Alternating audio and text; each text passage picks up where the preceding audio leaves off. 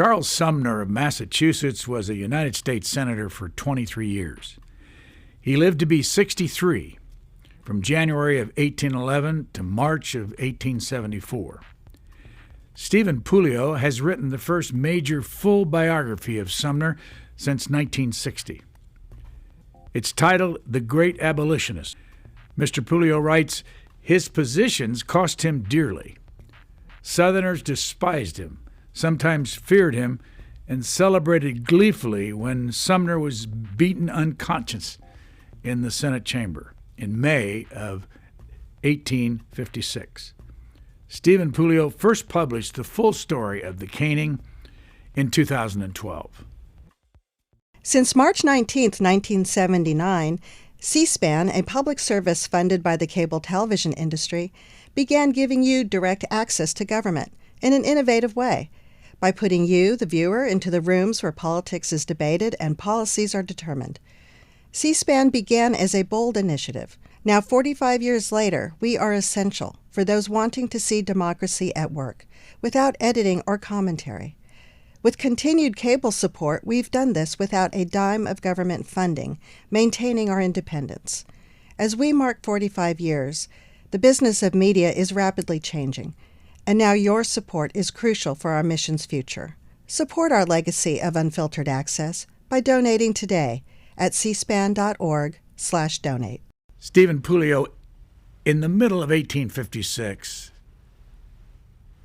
precisely May 19th and 20th, what was this country like?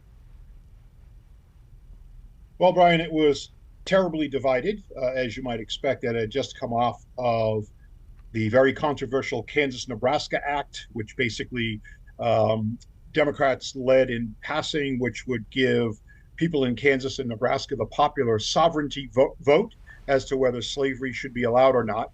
That led to tremendous violence in Kansas, on the plains of Kansas, throughout all of 1855 and in the early part of 1856 into the spring of 1856.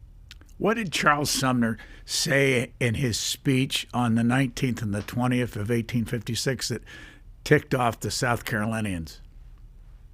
He said many things. He spoke for 5 hours, Brian, 3 hours on the 19th and 2 hours on the 20th.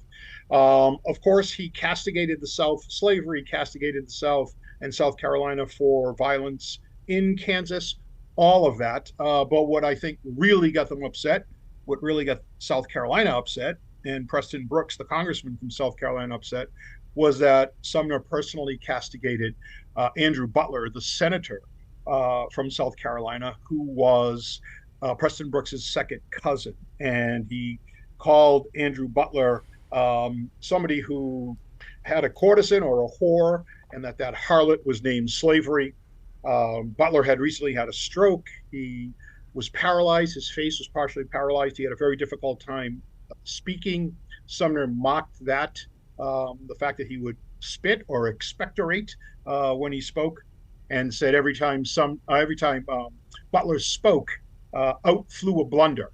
And he meant that, of course, literally and figuratively. So you had both the issue of the day and you had these personal attacks. I want to go into some detail. You and I talked about this in 2015, and we're going to run that interview at the end of this one in case people want to get some more. But I'll go into some detail about 2 days later, on the 22nd of May, what happened? What were the physical circumstances of where Charles Sumner was? Sure. So Sumner is actually in the Senate chamber at his desk. The Senate is not in session. They had adjourned just a little bit earlier, around noontime, 12:15. And he's at his desk. His head is down. He is signing copies of his speech, franking copies of his speech that he had given, printed copies. And there are a few people milling around in the Senate chamber when Congressman Preston Brooks and a couple of his colleagues from South Carolina enter the Senate chamber. Sit down for a few minutes. There's a woman in the chamber who's talking to the sergeant at arms. Brooks wants the woman to leave, wants to wait for her to leave before he does anything. And when she does leave, Brooks stands up. He has a cane in his hand, and he walks up the center aisle, and he comes right up to Sumner. Sumner's head is still bowed as he's signing these things. His legs are kind of trapped under the desk at which he's writing. And Brooks says, "Mr. Sumner, I have read your speech. It is a libel on my state and a libel on my kin." And he raises his cane. Sumner looks up, kind of, who is this? What's going on?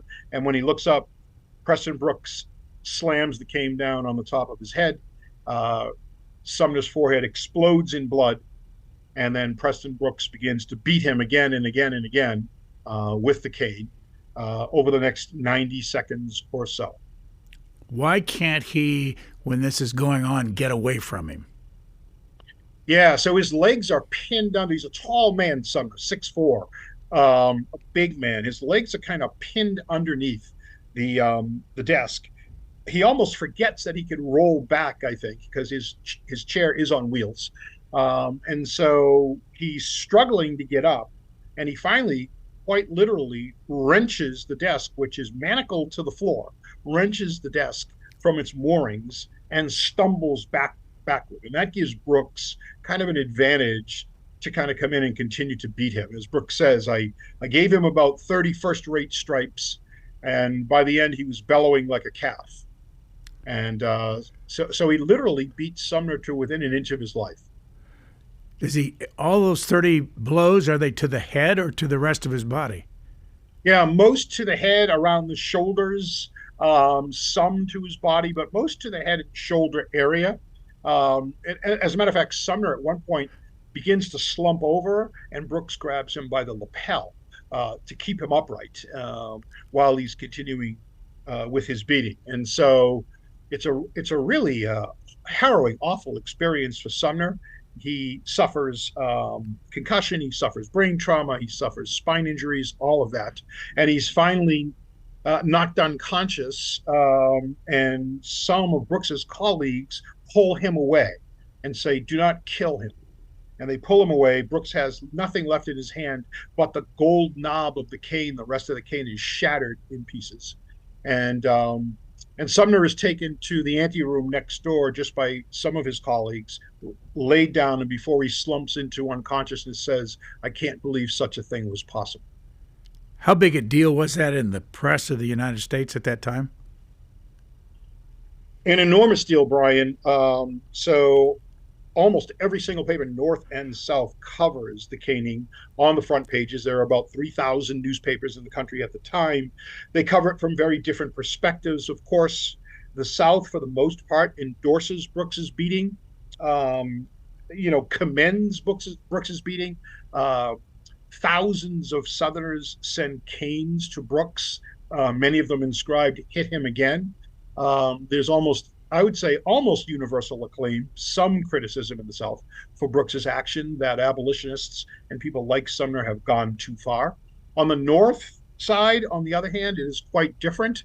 The North condemns it almost unilaterally, universally, and that includes many people who are not overly fond of Sumner, many moderates in the North who are not really in the abolitionist camp.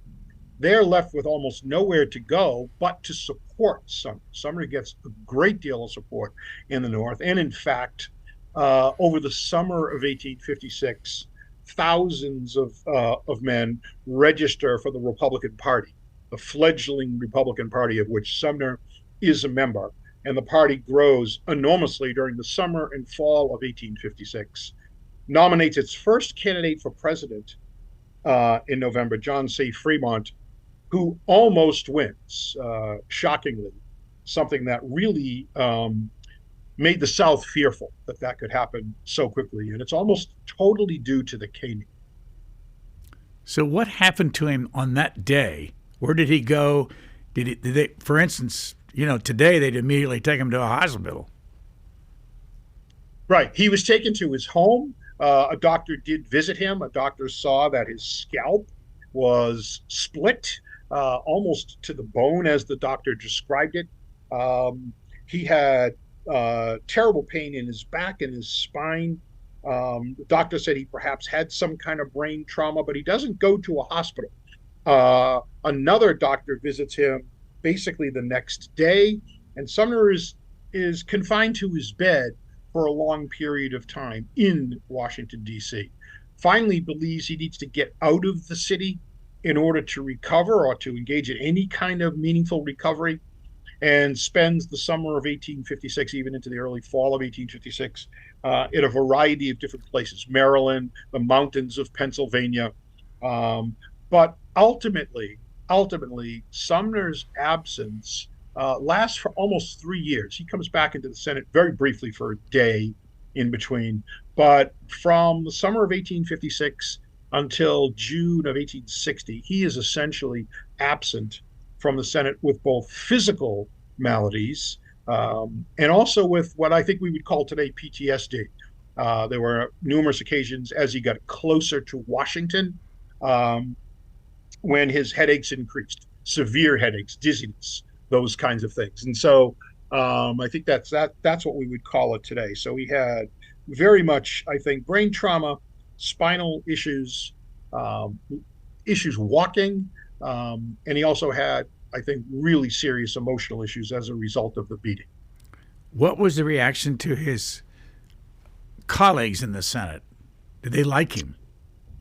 Yeah, so I guess there's a couple different reactions. The Republicans, his party, used his absence really as a political tool, and so they used his vacant chair. That was the symbol that Sumner wasn't in his chair for that time as a way to increase registration to the party, to make some of the points. There were numerous correspondence from Republicans when Sumner was trying to work his way back. It was actually kind of sad when his Republican colleagues would say, "Oh, please don't rush, don't rush. Your vacant chair speaks much more loudly than even you could." And so here's Sumner really trying to get back into the debate at the time. And a lot of his Republican colleagues are saying no. From the South, there's, initially, I think there's a little bit of shock. Preston Brooks is, at one point, they try to oust him from the House. They don't succeed. They fall short of the 2/3 majority. And he resigns in protest. He's a very proud person. And then he runs for his vacant seat and wins again. So I think originally there's a little surprise in the South that he went this far. But then later, most of the South believes that Sumner is faking, that he is this convalescence that's carrying on is part and parcel of a Republican plan, essentially, to engender sympathy across the country. How much writing did he do when he was away for 3 years? Public writing? Yeah, no, he doesn't do much public writing at all. He does lots of private writing. He writes letters, although even for a time, he couldn't do that. There's one time after a few weeks after the caning when he said, "I've only written 5 letters this week." And Sumner was a prolific writer. He goes to Europe twice during this period of time to try to recover. So he does very little. He's almost removed from the public, I'd say the public marketplace, although there are people that report on, his activities. There's a New York Times reporter that follows him at one point. In fact, some of the reports that come back, that Sumner is walking the great cities of Europe. He's going to museums, he's going to art galleries, he's listening to lectures, things of that nature. The South used some of that to suggest, well, how bad could he be if he's enjoying this? But he clearly was, I think, really infirmed as a result of the beating.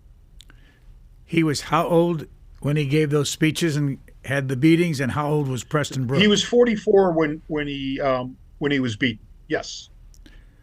What about Preston Brooks? How old was he? Yeah, Brooks was 33, younger. I'm sorry, 37. Brian, younger. A strong guy. Originally, Brooks and Sumner had actually had conversations, and some of the congressmen in the North, Brooks was considered a moderate to them. Some of his House of Representative colleagues in the North would often approach Preston Brooks, with legislation, with, "Hey, how do you think this will go over?" Kind of that sort of thing. And Brooks really doesn't become a fire eater, real anti-slavery fire eater, secessionist, until the Kansas-Nebraska Act in 1854. He really transforms at that point. Also castigates the North and abolitionists in general for all of their preaching to the South about slavery, when much of the North and much of Sumner's constituency, in fact, in Massachusetts, were textile magnates and wealthy men who became wealthy on the backs of slaves who picked cotton for free. And so Brooks really gets into the face of a lot of Northern lawmakers as a result of that. So that kind of moderate tone that Brooks exhibited prior to Kansas, Nebraska goes away. Who were Charles Sumner's personal friends at this point? So his personal friends, and he doesn't have a lot, Brian. He has a really difficult time with personal relationships. Part of his, I would say, the thing that makes Sumner great, his uncompromising nature, his authenticity, some of those things, in some ways hurt him because he never compromised, and that included in some friendships. He took personal insults very personally, but he did have Henry Wadsworth Longfellow, who's a long friend of his, and they always stay friends for their entire lives. He's not great friends, for example, with his predecessor Daniel Webster. Feels like Webster sold the country out with the Compromise of 1850. He has some in the Senate, but they aren't really close relationships. They're rather tepid, I would say, for the most part. And that's one of the things I think that costs Sumner when he's being caned. Almost nobody comes to his aid until the caning is about done. And I think that's one of the reasons why. Who was Samuel Gridley Howe and his relationship with him? Yeah, Howe was a Boston attorney, anti-slavery person. I think that his relationship with Sumner was actually pretty good. They had differences, I think, in some cases, because even Howe thought that Sumner really, on the subject of slavery, was, I guess, too radical. Sumner's position as a radical Republican. So he angered lots of the people in Boston, angered some of the traditional power brokers of Boston. And I think that kind of hurts him, even with people who are his close friends, even with people who have an inkling of how what he believes, and really feel a need that they would like to support him. Now, much of that changes after 1856, after the beating, as I said. Moderates quickly move much more to Sumner's side, basically saying if the South can engage in this kind of barbarism and it's endorsed by most people in the South, then maybe on the issue of slavery, they're wrong on this too. Maybe we have to get more involved, which moderates in the North, for the most part, did not do. Slavery was an inconvenience, maybe. Many of these moderates viewed slavery as something that shouldn't be extended into territories. But this notion of, we must abolish slavery, we must try to abolish it now, was not part of the Northern mindset, particularly with the moderates and the conservatives, until after the caning. I think the caning changes that. As you point out in the book, it's been since 1960 when David Herbert Donald wrote his two-part book on Charles Sumner. When did you read that book, and what's the difference between your one volume and his 2 volumes? Great question. First read the book back in graduate school 30 years ago.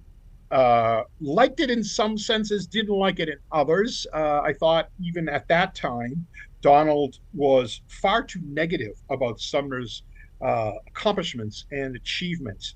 It's thoroughly researched. Don't get me wrong. It's scholarly, wonderful. There's no question about that. David Donald is a great historian, was a great historian. But I felt like 50 years after that, a lot of the Sumner accomplishments, and I view Sumner as one of the most important people in American history, all of American history. I feel like a lot of those accomplishments had been either diminished or forgotten, and that Sumner was in this group of Americans, a very small group of non-presidents, as I say, Alexander Hamilton, Benjamin Franklin, Susan B. Anthony, Martin Luther King Jr., that group, who had a profound influence on the country for 2 decades, basically all of the 1850s and all of the 1860s. Sumner led the way. And so I just felt like his full story needed to be told in an engaging narrative fashion. He's a multi-layered guy, very interesting guy. So I just wanted to tell this story in full. David Herbert Donald was born in Mississippi. You were born where? I was born just outside of Boston, just north of Boston. Do you think Mr. Donald's approach, he's been deceased since 2009, do you think his approach to the book would have had anything to do with the fact that he was from Mississippi? I don't. I think Donald is I think he's too good of a historian for that to influence it, just like I think I'm too good of a historian for my roots to influence that. But I just think some of the interpretations, he goes very much into Sumner's personal difficulties, which are certainly part of the story. There's no question about it. But I think if you step back and you look at Sumner's influence on equal rights, anti-slavery, equal rights, his influence on Abraham Lincoln, astounding. His influence, though not always his full support of the Great Reconstruction Amendments, 13th, 14th, and 15th Amendments, his influence on congressional reconstruction. I don't think there's anybody that comes close in terms of the work that he did. He is the first person in 1849 to use the phrase equal justice under the law here in Massachusetts when he's arguing a case before the Massachusetts Supreme Court on a 5-year-old black girl who's prohibited from going to a school closer to her because it's an all-white school. So he uses this equal justice under the law. That language eventually finds its way into the Equal Protection Clause of the 14th Amendment, that kind of thing. It finds its way into Brown versus the Board of Education 105 years later. Thurgood Marshall makes that argument in 1954 that Sumner makes, that separate is inherently unequal. So I think when you look at Sumner's accomplishments, they're really astounding. I don't think there's many people that climb to that level. The works, WORKS, of Charles Sumner, how big is it? And where can somebody, if they want to deep dive with Charles Sumner, can they find all these words that he wrote? They can. So the works are 20 plus volumes. Most of them are online. And what's interesting about the works, Brian, when you do history, you always want to look for the source that's closest to the event, right? Because it's just human nature that as you get further away, people who write their own autobiographies tend to embellish, tend to change things a little bit to make them look better. But I think what's interesting about the works is, number one, Sumner starts the works early.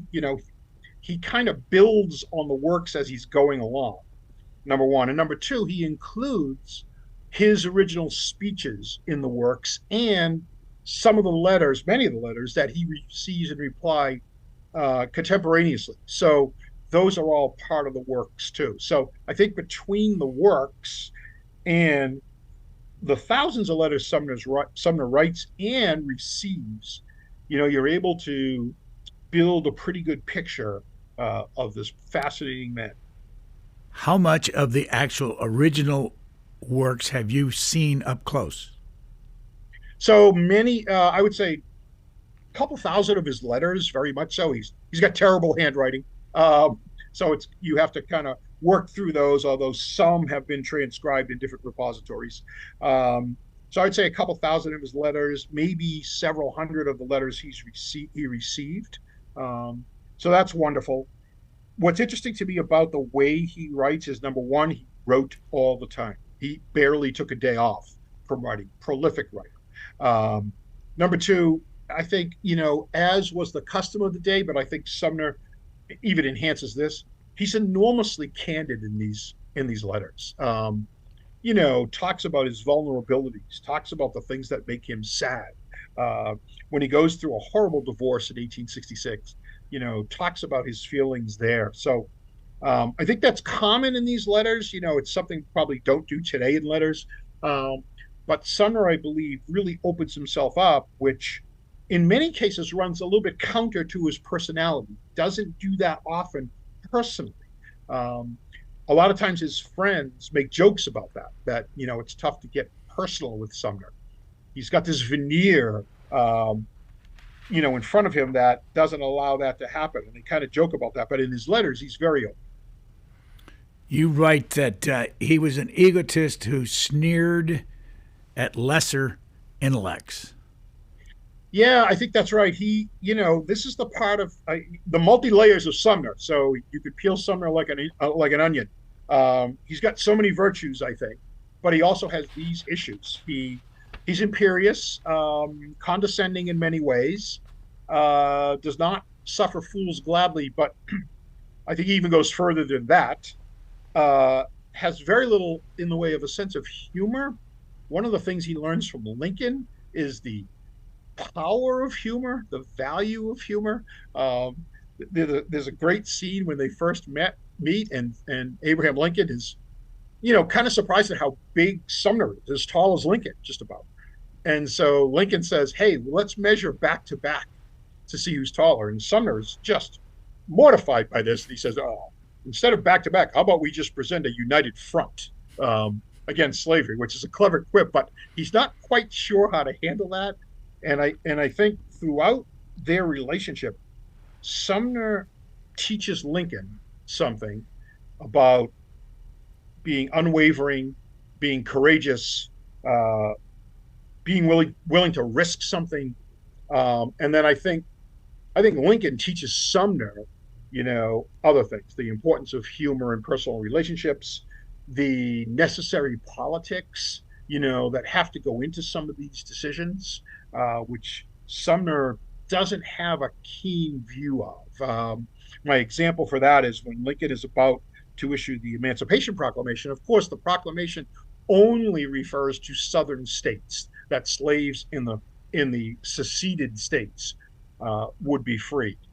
Sumner wants the border states, the northern border states, Kentucky, Maryland, Missouri, Delaware. He wants those slaves freed. Lincoln said, "I can't do that yet because I fear I will risk them leaving the Union." Even in 1862 and early 1863, I fear them leaving the Union. And he said, "I hope I have God on my side in this struggle, but I must have Kentucky." Kentucky was a place with farmland, with factories, with troops. It guarded Indiana and Illinois. And so Lincoln was fully aware of how important Kentucky was. He said, if we lost Kentucky, we would probably lose the whole thing, including Washington, D.C. And so that's why he refrains when he announces it in 1862, and it's issued on January 1st of 63. Sumner is a little confused by that, a little angered by that, but I think eventually comes to see Lincoln's point. So I think they both learn things from each other. You also say that he desperately sought adulation for most of his life. How did he seek it? So he sought adulation, and he really bristled at criticism. Let's say that. So when he got letters of acclamation, he got these a lot, again, because I think of his strong, moral, unwavering stances on things like the abolition of slavery and equal rights. When he got these kinds of letters, he would in turn write to his colleagues and to some of his friends to say, "Wow, look at this. People are excited about what I'm saying." So that kind of adulation was something that was important to him. Now, it also in some ways, it cost him in some ways, because when he lost some of that adulation because of his views, he took it very, very hard. When he goes after Congressman Robert Winthrop of Boston, when Winthrop is supportive of the Mexican War, for example, he's ostracized in Boston. The people whose homes used to be open to him on Beacon Hill were closed to him once he blasts Winthrop for one of the worst decisions ever made. He calls Winthrop Judas Iscariot. And so when that happened, Sumner was in many ways left out in the cold, which he also hated. He hated that. And so it was almost a double-edged sword for him. I would say he never compromised his views to gain adulation. No, he didn't do that. Um, what he did do was celebrate the adulation when he received it for the views he believed strongly in. You mentioned his marriage. Alice was her name. How did it happen? And Alice Hooper, what age was he at the time? yeah, sorry. Sumner was 55 at the time. Alice Hooper was 28, almost half his age. She was the daughter of one of Sumner's congressional colleagues. He had spent some time at the house, became smitten with Alice. Um, they dated for a while and they got married. Sumner was just jubilant at this point, at this marriage that occurred late in his life. He said to Longfellow, as he just kind of hinted at it, "I might have something important to tell you," and and he does, and he was celebrating that. The marriage, for a while, I would say, is happy, or at least there's contentment in the household. And then Alice, maybe not unexpectedly, grew a little bit tired of Sumner, grew a little bit bored with Sumner, grew a little bit bored, I would say, with Sumner's desire to remain home most nights and to just have a little family hearth with occasional guests over. And then the thing really comes to a head when she's seen in the company of a Prussian diplomat here in the United States, here in Washington D.C. And they are basically seen out on the town almost nightly, much to Sumner's chagrin, and it leads to just a really terrible divorce, very public splitting up of the couple. Alice, the German diplomat is recalled at one point, and Alice blames Sumner, who's the chairman of the Senate Foreign Relations Committee at that point, for getting him, recalled. Sumner denies it, and then later, after they split up, Alice accuses Sumner of not being able to fulfill his husbandly duties because he was impotent, or at least that's the rumor that goes out. Alice never really confirms that she said that. And Sumner is beside himself. And so, he writes letters. He originally wants to keep this thing private. Once that accusation is made, he throws caution to the wind. So it's a really ugly divorce and split up over that time. As you know, there are reports from those times that he had romantic relationships with men. Can you break that myth or whatever it may be true down? Yeah, I mean, I haven't seen. The best you can do is look at documents. I haven't seen it. There are many places in letters, and again, common to letters at this time, when he'll say to Longfellow, "I love you." That, but just that expression is not indicative of that. So I didn't see it during my research. Of course, after this accusation that he was impotent, there are rumors that there are some of his old Harvard classmates come back and say, "Oh, we always knew it," but I don't see it in the moment. I don't see it during my research and in the documentation, which is really all you can go by, I think, when you're putting a history together. You point out that he was elected to the Senate 4 times over 23 years, but go back to the circumstances. White men could vote, nobody else? Did you have to own property in those days?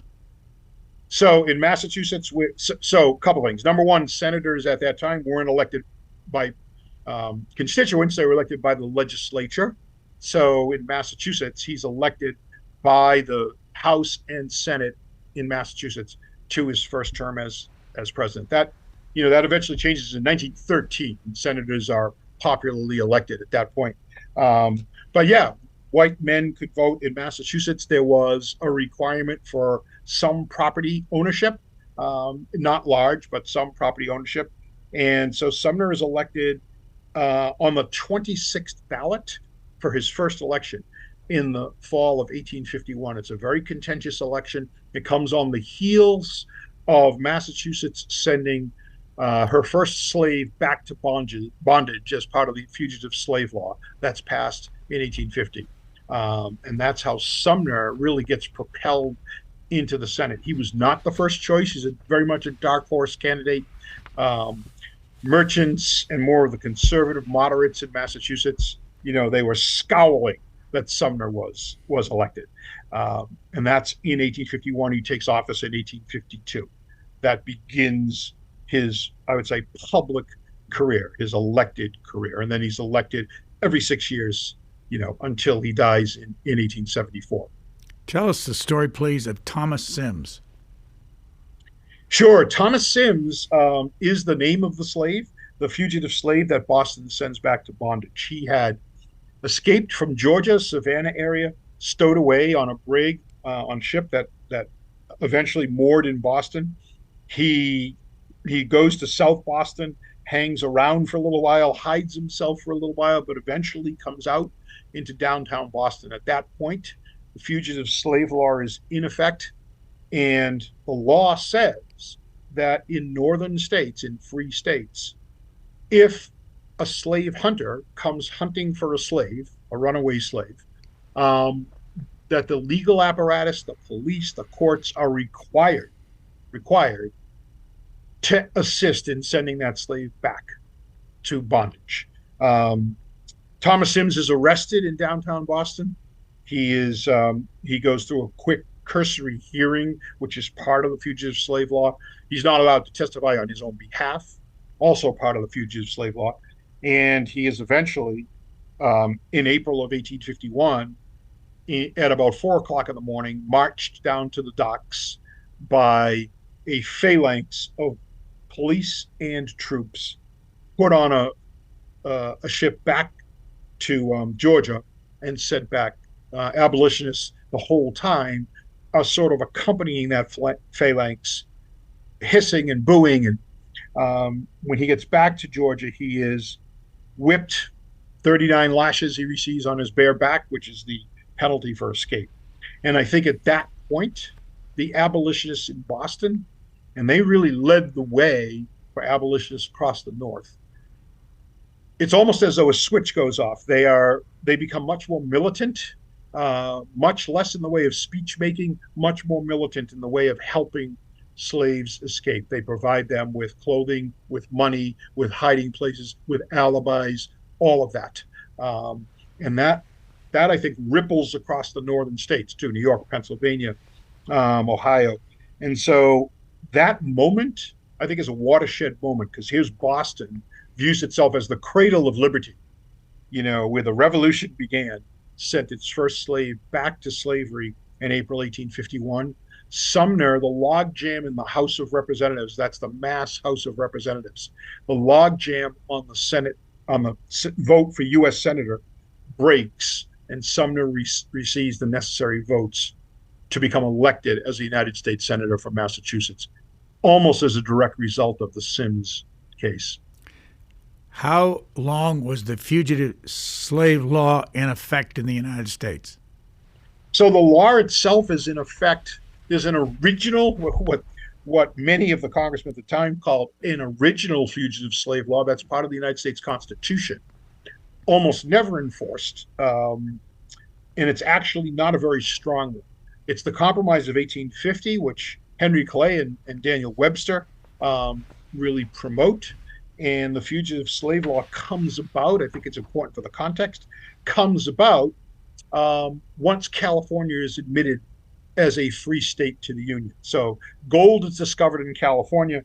California becomes applies for statehood very quickly. They almost skip the territory stage. And they want to become a free state. At that point, there's 30 states in the Union. 15 of them are free.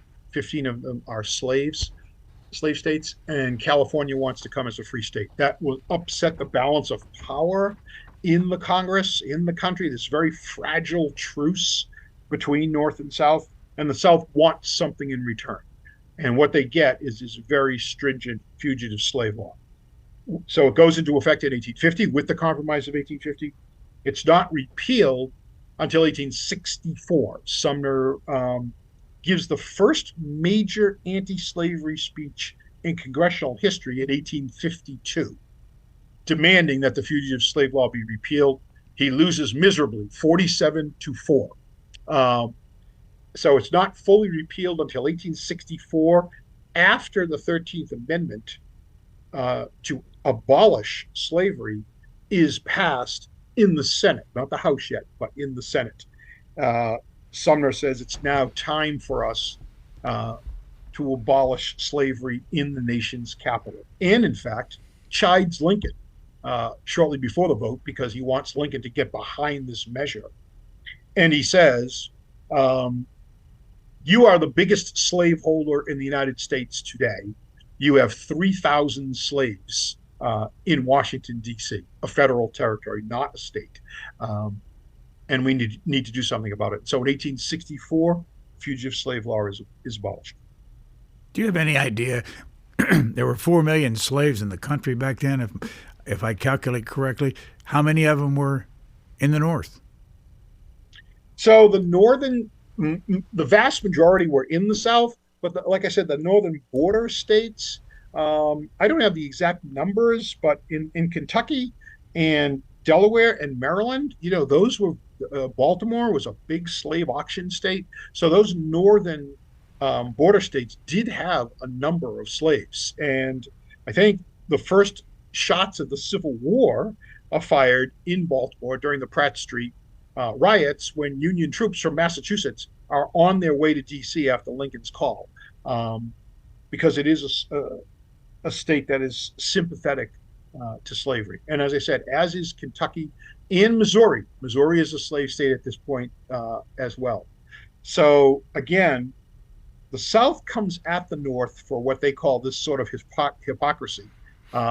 Even after the Emancipation Proclamation comes out, saying, why doesn't Lincoln free slaves in his border states? Well, he's not freeing slaves in his border states because he knows he needs them. And so that's the South's argument all along, regarding what they view as Northern hypocrisy. So it's very interesting, these battles. As you know, and I'll go through this very quickly, 13th Amendment was ratified 1865, the 14th Amendment 1868, and the 15th Amendment 1870. Yep. Did he oppose any of those amendments? And can you give us just a brief couple of words about what each amendment did?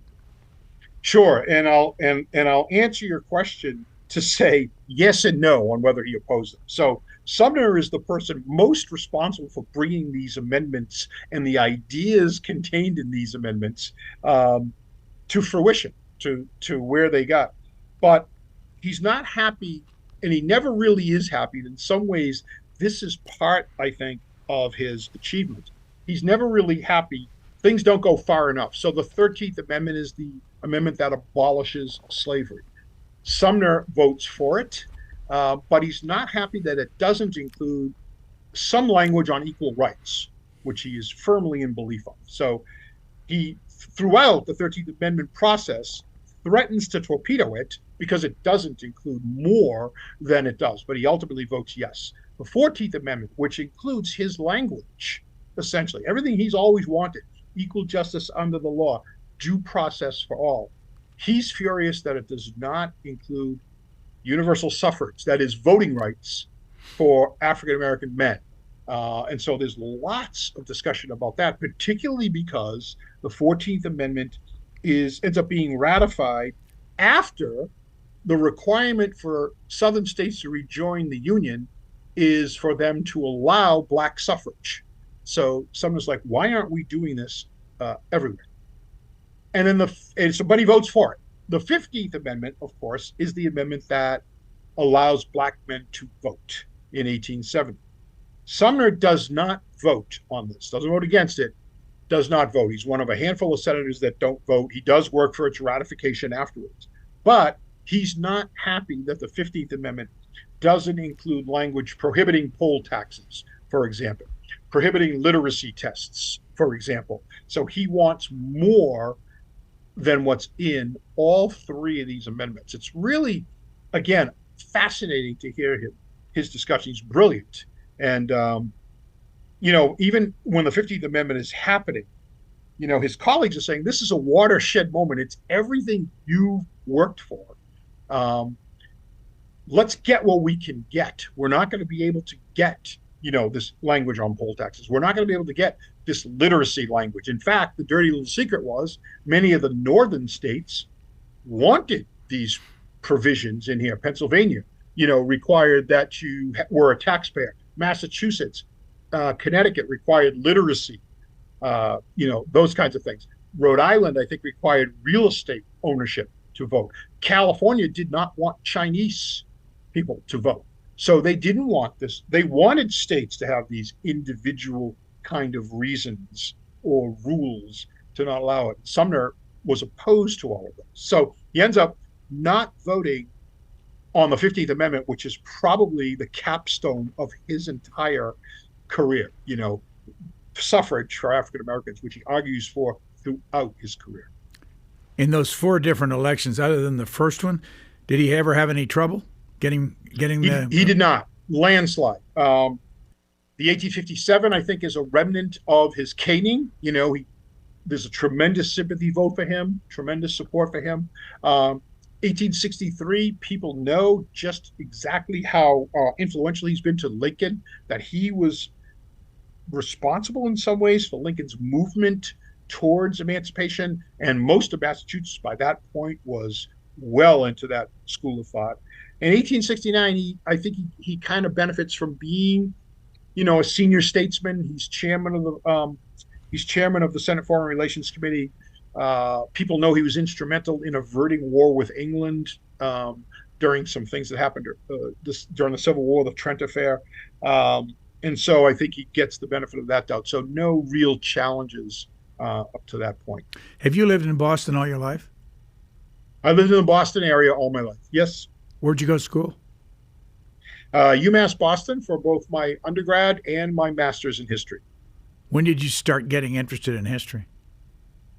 Oh, my. I would say high school, early high school. Why? Give us what triggered it. Yeah, I think I had a great teacher. I had a junior year history teacher whose name was Jeff Hoyt, who just made history so interesting and compelling and dramatic even then. And so I've loved it since then. I ended up majoring in English as my undergrad degree. Went to work in both newspapers and corporate communications, but always wanted to go back and get my master's in history, which I did. And so I'm able to blend both of those as part of my writing. I wrote my first book, Dark Tide, about the Great Boston Molasses Flood in 2003. The Great Abolitionist is my 8th book. So I try to write in a way that's compelling and dramatic, and has a narrative, has strong real life characters. All of that is important, I think, when you're writing history, because I don't think there's anything more dramatic than history. As you know, when you come into the Boston airport and you try to get into the city, you don't have to, but you can go through the Sumner Tunnel. And the only reason I mention that is I want to ask you what the atmosphere is around Boston about Sumner, and if you're growing up today there, is the name predominant at all? And if it is, where? So the short answer is no. And to illustrate your point, the Sumner Tunnel is not even named after him. It's named after a East Boston general during the War of 1812. That's a good one. so that answered that question, Brian. No, he has a statue in the public garden, which was erected in 1897 and only has the word Sumner on it, because at that time, it needed no further explanation. He also has another statue in Harvard Square, essentially in Cambridge, his alma mater. They're both really beautiful statues, I think, and occasionally you'll see smaller busts of him, statues of him, Massachusetts State House. But for the most part, I would say Sumner's contributions here in Massachusetts have been largely forgotten, which I think is a shame. But I think there are, in academic circles, maybe there are some, but in terms of the general public, to your point, 90% of them will think the Sumner Tunnel is named after Charles Sumner. And maybe just as many people might not know what his accomplishments were. And as I said, I believe him to be one of the most important figures in all of American history. Where did he grow up in that area? He grew up basically on Beacon Hill, the back, what we might call here the backside of Beacon Hill. For people who are familiar with the Boston area, the Boston Common side is really the front side. He grew up on the backside of Beacon Hill on Hancock Street. Um, he was one of 9 siblings. Did not have very strong relationships with any of them except his sister Mary, who died in 1844 while Sumner was recovering from an illness, right in the bed next to her. And I think that helps develop his relationship with Mary. His father it's basically, I think, a loveless home. His father is very demanding. His mother, is, I would say, kind of a hands-off mother. Later, she and Sumner become a little closer. I would say he's a dutiful son, maybe not a devoted son. But yes, so he's on Beacon Hill. He is not far from some of the black section of Beacon Hill at that time, which is one of the reasons he does get involved with that Sarah Roberts case that I mentioned, where he's arguing for the integration of Boston schools in 1849. So yes, he's very much a Bostonian. He's very much a Harvard person, and as I said, think he becomes one of the great leaders the country's ever had. What did his father do, and his mother, for that matter? Yeah, his father was a sheriff, became a sheriff. Smart man, minister as well, did some ministry work. I think kind of impressed upon Sumner the importance of hard work. Certainly he did do that. And he was very much an anti-slavery person. So I think he did that as well. Sumner fell short for his dad in many ways. His physical abilities, even when Sumner, I think Sumner misses 3 class sessions at Harvard for his entire time there, and his father's not happy about that. His mother is, basically a housewife at the time. That's what we would call her, and a mom. And he's a twin. Sumner's a twin. I think it's important to mention that, but doesn't even have a very strong relationship with his twin. That inexplicable bond that twins share. Sumner and his twin Matilda didn't share. So, yeah, it's an interesting household, to say the least. I think that some of what happens in the household or doesn't happen in terms of love carries on to Sumner even as an adult. That's why he has so much difficulty, I think, with personal relationships. You quote him as saying, "I do not wish to be a politician." Yeah, I think that's correct. I think that is how he started. And one of the things that's interesting to me about Sumner is he's not a great politician. Now, I think he's a little underrated, but he does not get involved in the arcana of the legislative process, doesn't really file a lot of legislation. He's an ideas person. He's an intellectual. There's no question about it. He likes debates for sure, likes to debate big ideas, sometimes falls down on what it takes in order to get things done. He's uncompromising, very difficult position for a politician to take, unwavering. So that's all part and parcel of his ability. And I think that he knows when he goes into Congress, there's going to be some of this kind of these defeats because of the positions that he holds. But I'll tell you, he never gives up. His perseverance is incredible. He begins to pull people towards his way of thinking. He pulls the Congress eventually, the state of Massachusetts, and I think the country towards his way of thinking and with his ideas, with the power of his ideas. And I should say one other thing. He is unbuyable and unbribable, and he does not seek what I'll call ill-gotten gains. That just doesn't seem to be part of his makeup and seem to be part of his personality. So in that sense, I would say in that sense, he's a paragon of virtue. I don't think there's any question about that. Some of his personal limitations, not so much. In the year that Abraham Lincoln was elected on June 4th, he gave a speech called The Barbarism of Slavery.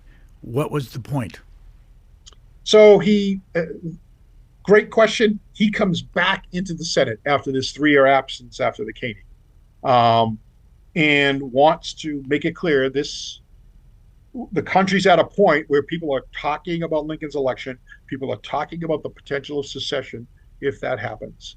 And Sumner gives a full-throated anti-slavery speech. No longer is it, oh, we don't have the right to go into the states to end slavery, even though we have the right to do it on federal property. But slavery in and of itself is evil and must end. It is, as he gave the first major speech in congressional history in 1852, this is the last major anti-slavery speech in American history, because there are no more over the summer. Lincoln's elected in the fall. The South starts to secede. South Carolina on December 1st, 1860. The war starts in April of 61. And so Sumner, I think, fittingly delivers this, the last major anti-slavery speech in the country's history. Because of you, I delved into reading The Barbarism of Slavery speech and Crime Against Kansas, and my reaction was very thick, very detailed, very dense. And the reason I say all that is because I want to ask you this. Can you envision anybody in the United States Senate today either writing these kind of speeches, writing them themselves, and then delivering a 4-hour or 35,000-word speech? I would say no, Brian, because speeches at the time were the way these words got out. So oftentimes a guy like Sumner was not necessarily only giving the speech for the people in the chamber, he was giving it for the rest of the country. And the country would read these speeches in newspapers, in pamphleteer form. Literally thousands of pamphlets would be with the entire speech. It was the way elected officials communicated with voters, much different than today. The soundbite was not a thing in 1860, and social media wasn't a thing in 1860. But you do I think touch on one important point. He was a real intellectual. He wrote all of his own speeches. That is correct. The ideas are his. No spin doctors, no consultants. I mean, he occasionally would ask friends for their input, but for the most part, his ideas about freedom, equality, the founding documents of the United States, which he was very, very proud of, and he urged Americans to embrace his argument that the freedom and equality messages are in the documents of the United States. Those kinds of ideas, he practiced. He was an intellectual, I think, who plied his trade in the world of politics, not letters, not academia, but in the world of politics. And so I think that point that you kind of allude to is an important one. Not unfair to you, but I want to ask you a couple of very quick questions and get a short answer, because if you're somebody like me, you start getting confused with all the language of that time period. Okay, here's what I'm getting at. Can you give us a quick synopsis of what the Compromise of 1820 was? Sure. The Missouri Compromise, you may know it as, and it basically one of these compromises that Congress comes up with that says everything below the famous 3630 latitude, slavery would be allowed. Everything north of it, slavery would be prohibited, except in one state, Missouri, very convoluted part of it. And so what Congress does at the same time is they take a big chunk of Massachusetts and create a free state, Maine, in 1820. And that's how that balance is kept. Compromise of 1850. Yeah, 1850 compromise, the biggest linchpin of this, as I said, comes off of the California admittance. But the biggest part of it is the fugitive slave law. There are other elements to it involving some issues out in the West. But for the most part, it's this fugitive slave law. The South is saying, if we're going to have a 16th state, if this balance of power is going to be 16-15, free to slave, we want something in return. And otherwise, the whole slave structure is probably going to go away. And I think they were right about that. And so we need something in response. And the way we do that is we essentially, get the northern states to be part of this way of life by returning slaves to bondage. What's a free soiler? Free Soiler, the precursor to the Republican Party, I would say. Sumner and other members, former members of the Whig Party, really get down on the Whigs. He breaks the Whigs into two groups. The Cotton Whigs in the North, those are people who really didn't care about ending slavery because they were making too much money in the textile industry. And the Conscience Whigs, people like him who believed slavery should end. Slavery was evil. And after the Compromise of 1850, he begins to call the Cotton Whigs the Compromise Whigs. He really, it's in derogatory fashion. And so the Whigs kind of split off and for a very short time create this Free Soil Party, free labor, freedom of men. And then the Republican Party starts around 1854 in different places around the country. How did he die? He dies of basically heart disease, I think is the best way to put it, angina pectoris, as they call it. I think some of his ailments are also a long-term result of the beating he suffers, but he does have heart issues. He begins to get those in his 50s, actually, and then they happen more and more frequently. So he dies in Washington, D.C. In 1874. Almost literally up to the day he died, he was working on a comprehensive civil rights, equal rights bill, which would provide for equality in every public and private place. Trains, conveyances, theaters, restaurants, taverns, all of that, right up until the day he dies. How did they celebrate his death? So in Washington, D.C., a huge procession led by a lot of blacks, which was kind of a tribute to him. And then his body is brought up to Massachusetts by train, and he is laid in state in the Massachusetts State House. 50,000 people go through and see him. Astonishing number for a senator. And then he's buried in the Mount Auburn Cemetery in Cambridge. It was really an incredible, I think, show of support by the people of Massachusetts for him. The book is called The Great Abolitionist, Charles Sumner and the Fight for a More Perfect Union. Our guest has been Stephen Puleo, and we're going to follow this for those who are interested in the interview that we did on Q&A in 2015. Some of the same ground is covered, but there's things that we talked about then we didn't talk about now. So those who are interested can stay with us and hear more from Stephen Puleo. We thank you very much, sir, for your time. My pleasure, Brian. Thank you. Stephen Puleo, why did you write a book called The Caning? Well, Brian, I'll tell you, I wanted to figure out what got us to this point. At what point had we reached in American political history and in the differences between North and South, where a sitting United States senator could be beaten to within an inch of his life on the floor of the Senate chamber. That kind of sparked my interest, and I went from there. So where did you get the spark for doing it?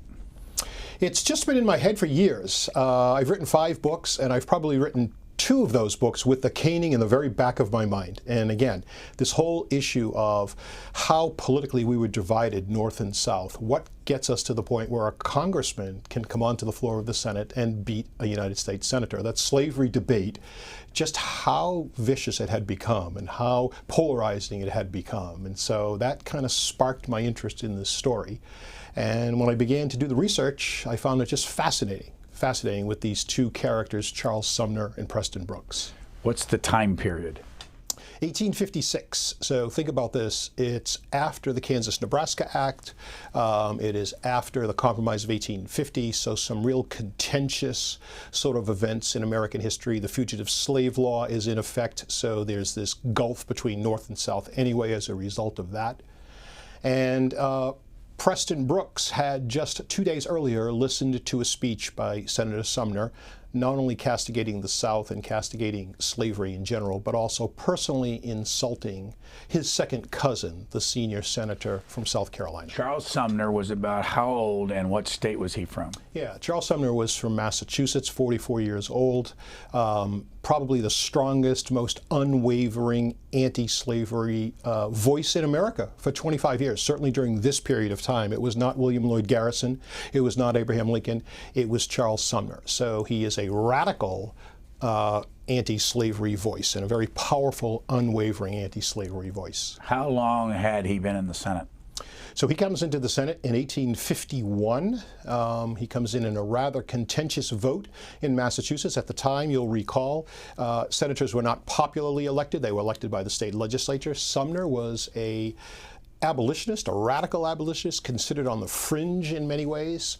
But as the legislature is battling to pick a senator, some of the leading candidates fall off, and Sumner emerges as a dark horse winner of that Senate seat in 1851. How old was Preston Brooks, and when was he elected, and what state was he from? Yeah, Preston Brooks was 37 years old. He's from South Carolina, the most pro-slavery state in the Union at the time, and he's from the most pro-slavery district, which is the Edgefield district of South Carolina, the western district of South Carolina. Very powerful, very influential slave power from that area. He is elected in right around 1851 as well, so they come in at around the same time. You have a prologue in which you, from May 19th, 1856, U.S. Senate Chamber, Washington, D.C., and you say even the ladies' gallery was filled to overflowing. And you go into what the town of Washington was like then. What was it like here? Yeah, so Washington, D.C. at this time is very much pro-Southern. There's a pro-slavery feeling here in Washington, D.C. So that's part of it, is a Southern town. There's no doubt about it. Charles Sumner, as an abolitionist, is hated by the South, despised by the South, but is always prone to say controversial things. So when he gets the floor of the Senate, the place is packed. There's a feeling of anticipation, almost a feeling of, will there be a train wreck? What will Charles Sumner say that will be controversial, that will excite people, that will anger people? And so it's packed at that point. How long was his speech? 5 hours. 3 hours on May 19th and 2 hours on May 20th. It is called The Crime Against Kansas, one of the most famous speeches in American history. Kansas, of course, was the center of the slavery debate during this period of time. Sumner wanted to give a loud condemnation against what was happening in Kansas, where some of the pro-slavery forces were committing violence and murder and mayhem. But in the process, he also delivers personal insults against Preston Brooks's second cousin, who is the senior senator from South Carolina, Andrew Butler. What kind of things did he say about him? Well, Butler, senior senator, elderly gentleman, was not even in the chamber at the time of the speech, had suffered a stroke that left his face partially paralyzed, so he had a very difficult time speaking. He kind of expectorated, spit a bit when he spoke. Sumner makes fun of that. And he also says that Andrew Butler has a mistress who is ugly and polluted to most of us, but lovely and chaste in his eyes, the harlot slavery. So he uses this image of slavery as a prostitute and a mistress. So the South in general is outraged at these remarks. Many of the Northerners are also upset. They feel as though Sumner's gone too far. But Preston Brooks is the most outraged of all because it is his second cousin, Butler is. You characterize both Preston Brooks and Charles Sumner and about their person. What was Sumner like as a person? Yeah, so often in history, Brian, as you know, there are many layers to people. So Sumner certainly is, as I say, gets credit, gets props for being a very strong anti-slavery voice. On the other hand, he's not a personally likable guy. He's arrogant, he's condescending, he's imperious, he's humorless. His friends are few, and those friends that he does have really don't like to spend too much time with him. Very difficult relationships with his family, almost none. He's one of 9, almost none with most of his siblings. So a real tough guy to get to like a guy that doesn't like to build alliances in a business that requires them, politics. So did you say he's got a twin? He has a twin. Yes, he is a twin. His twin sister Matilda, and they have none of that bond that twins generally share. You know, that kind of inexplicable bond that twins share. In fact, when she passes away, she dies very young. He does not grieve very much, or at least doesn't show his grief very much. And so he's a tough guy to get to know, and that really factors into this story. As you say in the prologue, though, the city of Washington was not a very attractive place then. Explain that, about the mud in the streets and the dust and... Sure, yeah. I mean, Washington, very backward town at this point. So there is mud on the street, there's debris, there's hogs being herded up and down the streets. The Capitol building, the dome is just under construction. It's under construction for a long time. You see that it's being refurbished now. It was brand new and under construction at the time. The fugitive slave law just a few years earlier had stopped the sale of slaves in Washington, but there certainly were still slaves in Washington at the time. So it's a very backward kind of city. Nothing like we see it today. Preston Brooks, what was he like? Another interesting guy in his own right. So Preston Brooks starts his political career as a moderate from South Carolina. In fact, some of his constituents felt he was too moderate or too national in scope. Northern congressmen would look at Preston Brooks to broker some deals in the House because he was considered a moderate. It's not really till the Kansas-Nebraska Act in 1854 that Brooks begins to change, becomes a real fire eater, a real pro-slavery advocate, and almost a secessionist by about late 1855, early 1856. So he makes this transformation from moderate to radical pro-slavery man. A couple years ago, we did a special on the Congress and the Capitol, and here is Dick Baker, who was the historian in the United States Senate, in the old Senate chamber where all this happened. Do you all know who Charles Dickens was, famous writer? Once said if he was to drop his money bag on this carpet, he would not even use a glove to pick it up. All right, now I wasn't in here in 1860 to see how dirty it was, but I can imagine it was pretty dirty. Think of all the events, a lot of the arguments and such that led up to the Civil War took place in this room. This is the room where the Senate became the Senate that we know today. When the Senate first moved in here, it was a pale reflection of its modern self. It was sort of the rubber stamp for the House of Representatives. Not a lot of major ideas came out of the Senate of that early period. But all of a sudden, 1819, 1820, the major issue before the nation became slavery. You see the great orators, the great thinkers who were in the House of Representatives begin to decide the place for them to be is in the Senate. This is the forge on which the Union was defined. Is it a group of states, or is it something greater than the group of states? Any reaction to what Mr. Baker said? No, I think it's absolutely true in those early years, and then he's right. I think the Missouri Compromise, the 1820 Compromise, really changes things, and some of the great senators come to the fore then. Daniel Webster of Massachusetts, John C. Calhoun of South Carolina, Henry Clay of Kentucky, the great compromiser. And these are the folks that I think forged those compromises on slavery right up until the 1850s when things kind of explode. Those are the powerful men in Washington. It's not the presidents at that time, you know, it's before Lincoln. Lincoln really redefines the power of the presidency. It's those three great senators and others who hold the power and really keep the peace, I think, for that 40-year period, 35, 40-year period in Washington. As you said, the speech was on May 19th, 1856. When was the caning again? The caning was May 22nd, 1856. So the speech goes for the 19th and some of the 20th. Brooks then reads the speech, sort of the 21st, basically, in the evening into the 21st, and then makes his decision that he needs to avenge Andrew Butler's honor and do something to Charles Sumner. Now, there's some debate about what to do. Some of his Southern colleagues originally suggest that he challenge Sumner to a duel, but there's a feeling that no, duels should only occur between gentlemen. That's how gentlemen settle their differences, and Sumner does not rise to the level of a gentleman.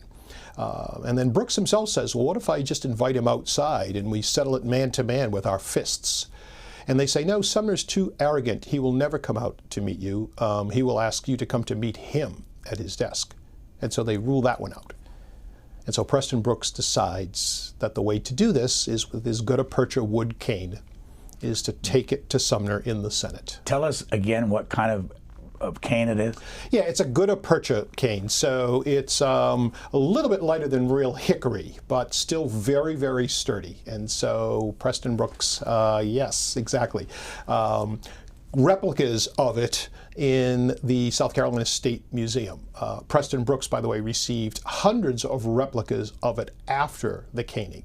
His actual cane splinters into dozens of pieces after the beating. Why did he have a cane? He had a cane because he had been shot in a duel in the 1840s in the hip, so it did hurt his hip, and had a difficult time walking, and did use a cane for assistance. Didn't use it all the time, but did often use it. So it wouldn't be unusual to see him with a cane and to see him come into the Senate chamber with a cane. Let's go back and look at some video of the chamber itself, the old Senate chamber, which people can come and look at and walk around. It doesn't have the kind of restrictions in the regular Senate. Sure. Here it is.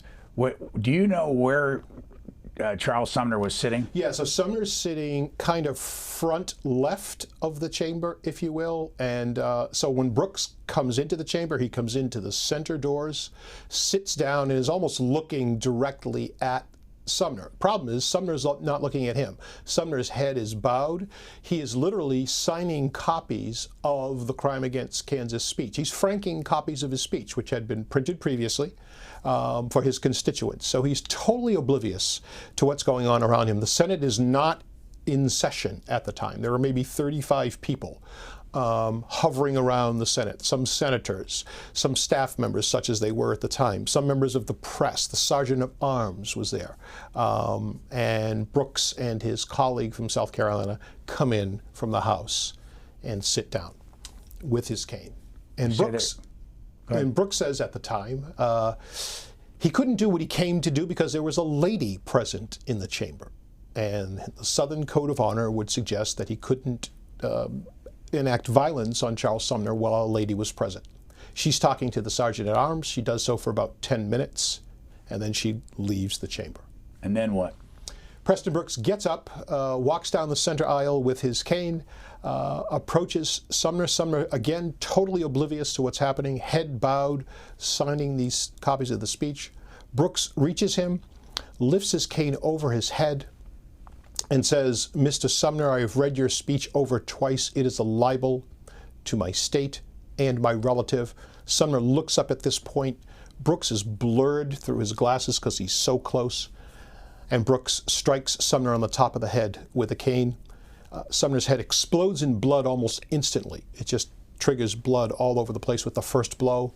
And Preston Brooks then loses it. And I don't know if it's the bloodlust, the excitement of the moment, or what, but begins to beat Sumner over and over again.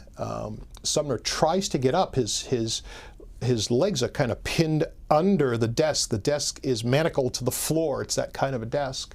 And he can't move. And finally, with one mighty lunge, he does tear the desk literally from its moorings. Brooks keeps beating him, grabs him by the lapel. One New York newspaperman attempts to intervene. Brooks's colleague Lawrence Keat from South Carolina says, let them be, let them be, let them go at it. Nobody else intervenes. And Brooks beats Sumner into submission. He's unconscious in a pool of his own blood.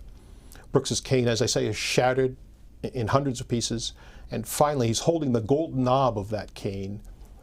And Lawrence Keat comes up to him and grabs him by the arm and said, no more, do not kill him, and pulls him out of the chamber. And Brooks and Keat walk out. How many times did he hit him? Hit him about 30 times by Brooks's own estimate. He said during the beating, every stripe went exactly where I intended, and at the end, he was bellowing like a calf. He writes that in a letter to his brother. So Brooks is aware of what's happening during the actual beating. Where did you find the best account of this? Wonderful accounts. Lots of great primary sources. So Charles Sumner, of course, wrote hundreds of letters and received hundreds as a result of this event. Preston Brooks writes as well, also receives hundreds of letters as a result of this event. In the hearings in the House, there are expulsion hearings for Preston Brooks in the House afterwards. Remarkable testimony on this event. So Brooks testifies. How long were those hearings? Probably about 2 weeks. And Brooks also pens about an 8-page account of the event that's at his papers at the University of South Carolina. The expulsion hearings are fascinating. They deal with not just the caning. They deal with the big issue of slavery and sectionalism between North and South.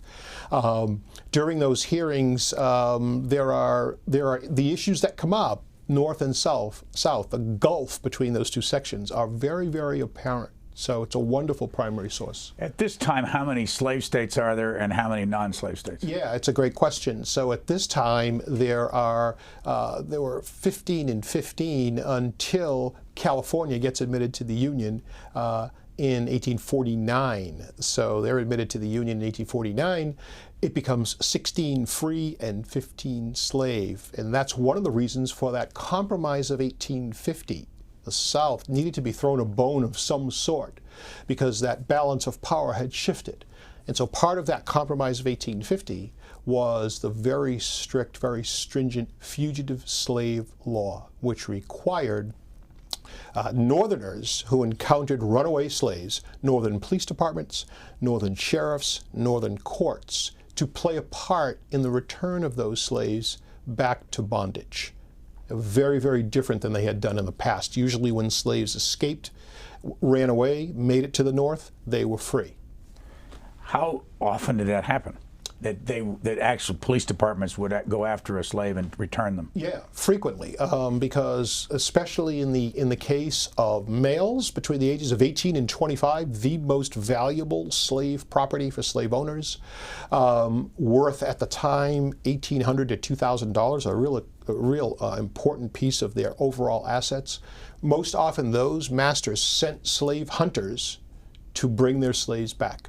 And so you had situations in northern cities. Boston is one of those, the cradle of liberty, where the revolution started, that returns a slave back to slavery in 1851, Thomas Sims, which changes the dynamic completely among the abolitionist community in Boston.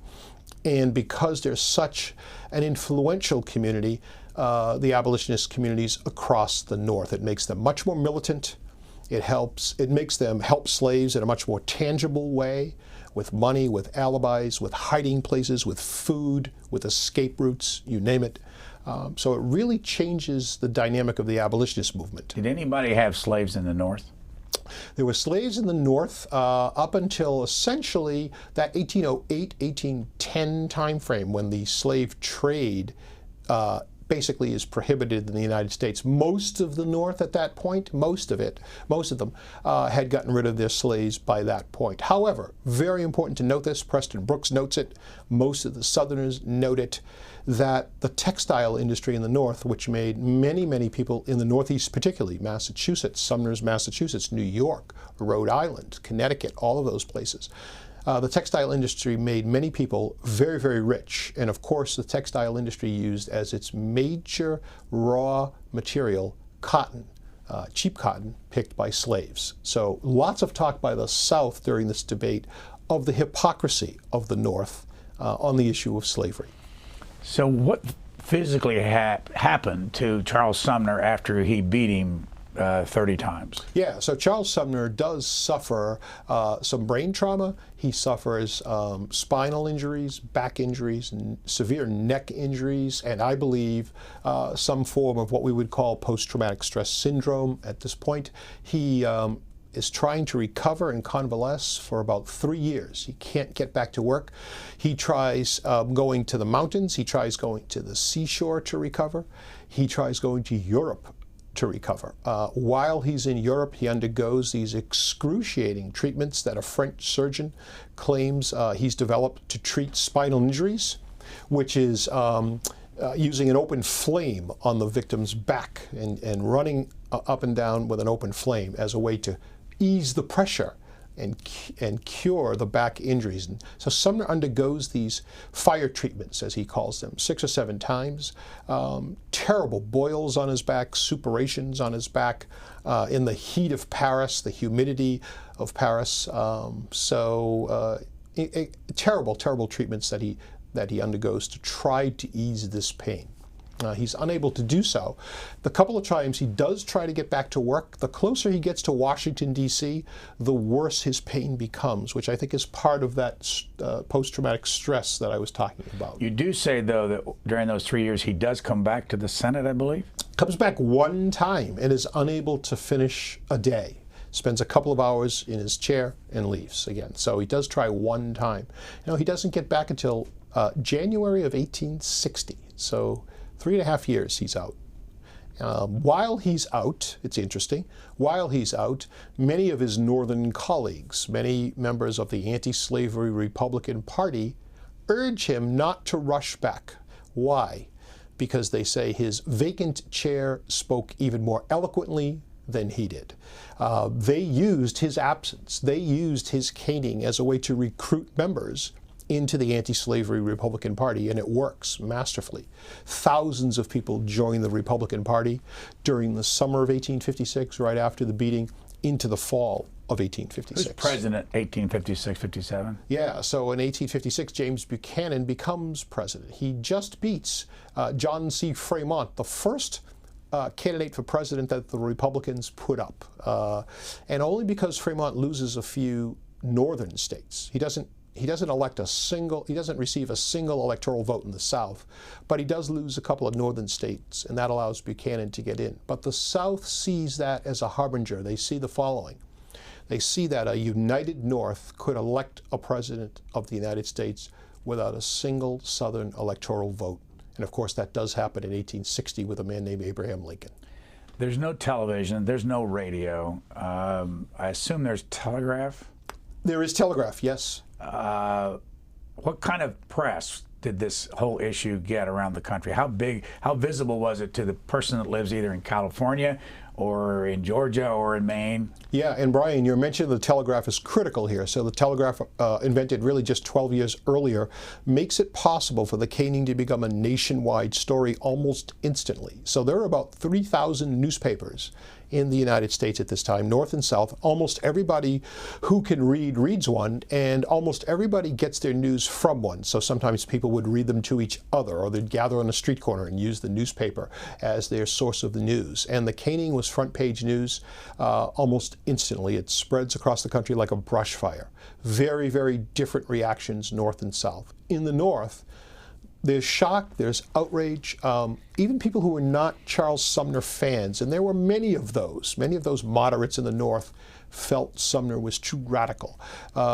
Even those folks believed this was a freedom of speech issue, and that a man should be able to say what he wanted to say without being subjected to such a beating. So those folks, even those moderates, had really no place to go but to support Sumner. It's one of the important parts of this story.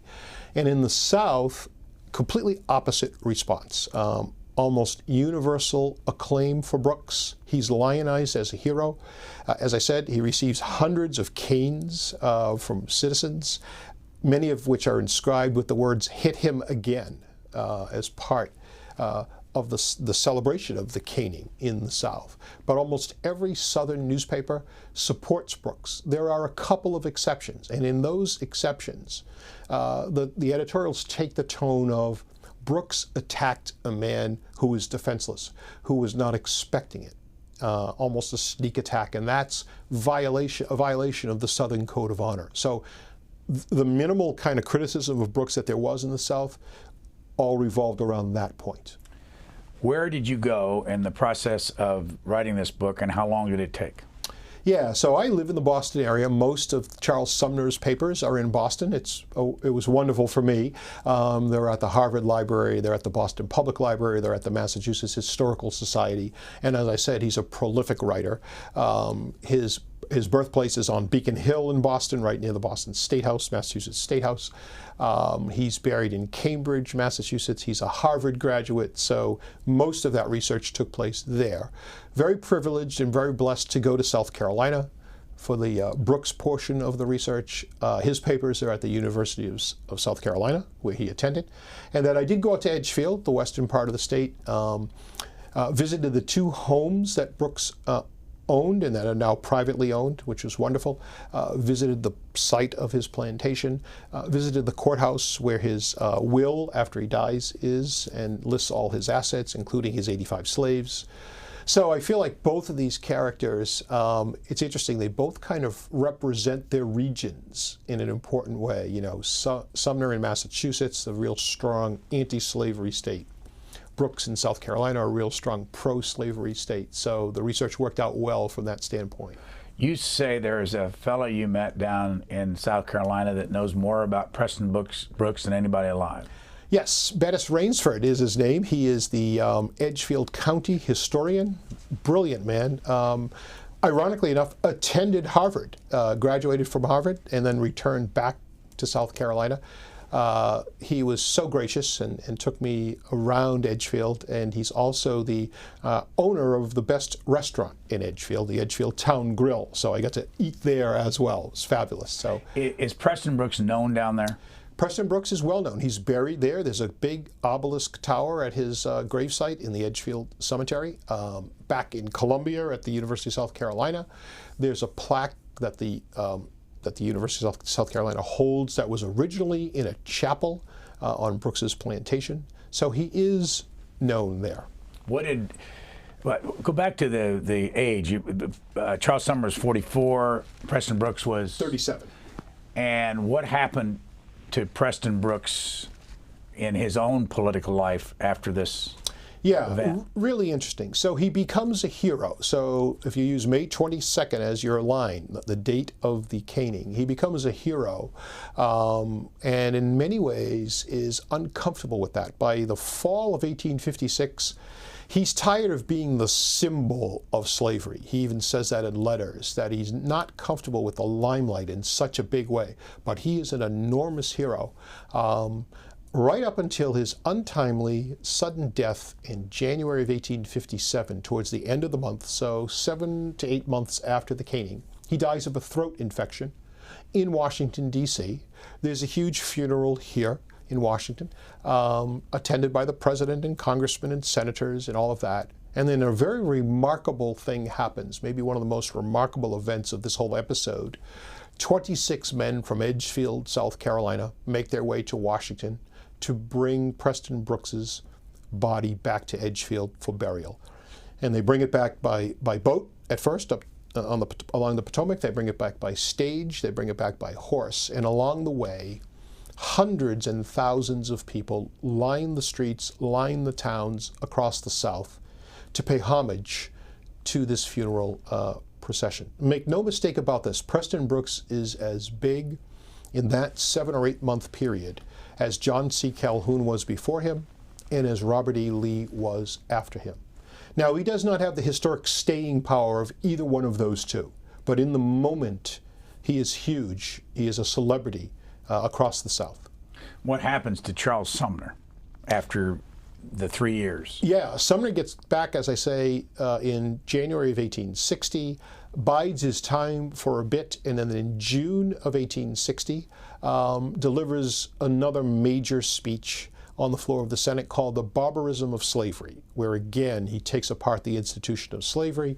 Ironically enough, it is the last major anti-slavery speech in American history, because there's not much in the summer of 1860. Abraham Lincoln is elected in November, the South secedes, and then of course the war occurs and slavery is abolished. So I think appropriately enough, Charles Sumner delivers the last major anti-slavery speech in American history. After the war, he becomes very, very active in Reconstruction. He's a harsh Reconstructionist. He is not from the Lincoln school of malice toward none and charity to all. The South probably hates him worse between 1866 and 1870 than they did prior, because he is a harsh abolitionist. He does play a very, very important role in the three great Reconstruction amendments: the 13th Amendment, which abolishes slavery; the 14th Amendment, which says that the children of slaves born here would become citizens; and the 15th Amendment, which gives black men the right to vote. By the way, were either one of these men married? Brooks was married, had children. Charles Sumner is not married until about 1866, well after this event. Disastrous marriage, lasts less than a year. His wife really humiliates him here in Washington by dating other men, seeing other men. Sumner is aghast. His wife believes Sumner is too arrogant and too loveless and to have a relationship with. So it becomes an issue almost right away in their marriage. Lots of talk afterwards about Sumner being humiliated in this way. Why did she marry him? Yeah, I mean, there was, I think, some celebrity attached to Sumner. He is very powerful at this point and very well known, so I think that's really at the root of it. But as I say, it begins to unravel very quickly. What was she doing? Do you remember? No, I don't remember. I don't know what she was doing. She was a socialite in this area, and as I say, Sumner had this appeal. Whatever happened to Senator Andrew Butler? Yeah, Butler comes back to the Senate for a short time, but not for very long. He's ill. The stroke really does have an impact on him. So he then later resigns and passes away shortly thereafter. Yeah. 21 years ago, we did the Lincoln-Douglas debates in the state of Illinois. They redid them. The cities redid them. We just covered it. Yeah. And here's a moment in the Jonesboro debate. I believe it was the third debate down in the southern part of Illinois. And this is George Bush playing Abraham Lincoln. I bring it to this discussion because you'll see why in just a second. Sure. Brooks, the man that had that difficulty with Sumner on the floor of the United States Senate, was complimented by dinners and silver pitchers, I believe, and gold-headed canes, and a good many other things for that deed performed by him.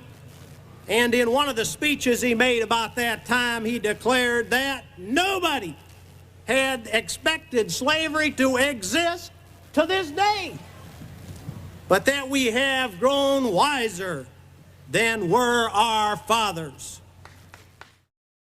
You mentioned that Abraham Lincoln, of course, elected in 1860. That was in 1858, which was 2 years after the 1856 caning. How often did this come up in the Lincoln-Douglas debates? Often. It came up in every debate. Lincoln makes that point that we just saw in every single one of the debates. And his basic argument is that if slave holders, if the slave power, as they were called, were as unreasonable as Brooks was, then perhaps compromise would be difficult. It would be very, very tough to compromise on this issue. Now, this is at a point in time when Abraham Lincoln was not an avowed abolitionist by any means. He was opposed, for the most part, to the expansion of slavery into places where it did not exist. But at this point in 1858, he is not actively involved in the abolition of slavery. Very important to note that. But the Brooks beating of Sumner is part and parcel of his thinking during these debates, and I think moving forward as well. As you reference constantly in your book, well, not constantly, but enough time, David Herbert Donald wrote a book about Charles Sumner, but you say this is the first time there's been a real book written about Preston Brooks, biography. I think David Donald's biography of Sumner, it's a 2-volume biography, is still the standard. The first volume came out in 1960, the second in 1970, and I still think it's the standard bearer. It's brilliant, it's terrific. I think Brooks, for the most part, has been portrayed in history books as a cliche, as the assassin, the bully Brooks, the ruffian, and nobody's really done very much on Brooks the man, which I tried to do in this book, as you say. This book kind of takes a dual biography approach of Sumner and Brooks. And so I was excited to be able to do it for that reason. You did this originally in what year? The writing of the book? So, publishing of the book. Yeah, I'm sorry, the book comes out in 2012 in hardcover, 2013 in paperback, yeah. And what was the reception? I mean, do people pay attention to this today? Yeah, I think they do. I've received many, many emails on this book. I'm fascinated, north and south. And so the book has, I think, gone over very well. It's used in curricula, school curricula. And the response from both parties, sometimes people say, well, is the response from the north and the response from the south much different? And I would say no, it's been pretty consistent. The reviews in the book have all been good, very excited about that, and I think people appreciate the research that's gone on. What do you do full-time besides So, write books? Yeah, I write books. I do some writing, teaching, and speaking. That's kind of my author life. And I do public relations and communications and some speech coaching and that kind of thing in the corporate world for the other part of my life. So when did it all start for you? Where were you born? Yeah, I was born in the Boston area, just outside of Boston, have lived there my whole life, worked in the newspaper business, wrote magazine articles after that, did Where'd you work for a newspaper? Yeah, right outside of Boston, daily newspapers and weekly newspapers as well, which is fantastic experience, I think, for any kind of writing and any kind of research. Went into corporate communications, always loved history, got my master's in history later, when I was 40 years old, got my master's. Got my UMass Boston, got my master's the same weekend I turned 40, got the degree. My wife called it the older and wiser weekend, and so it was terrific.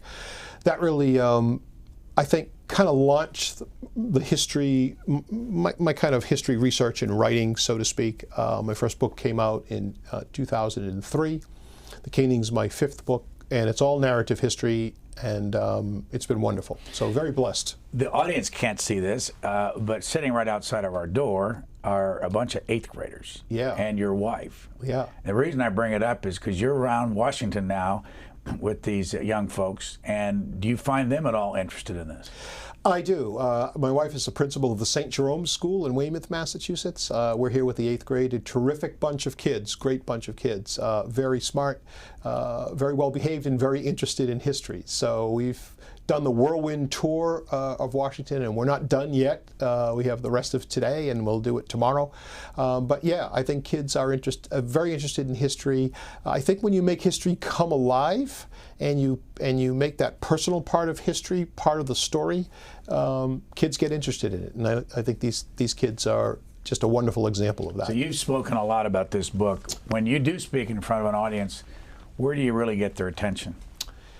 Yeah, I mean, the whole story gets their attention. The beating is such a dramatic moment, but keep in mind this beating lasts 60 to 90 seconds. It's over. The whole issue of slavery, I think, still fascinates audiences. How we got to that point, I go back to a little bit during the Declaration of Independence discussions and the Constitution discussions, and then the compromises that are made, and people are, I think, just fascinated with that whole part of our history. And this event, to me, transforms that debate, transforms that slavery debate from kind of the political, intellectual, almost academic debate, in a lot of ways religious debate, into this gut-wrenching, visceral moment. And there are those moments in history on all kinds of topics.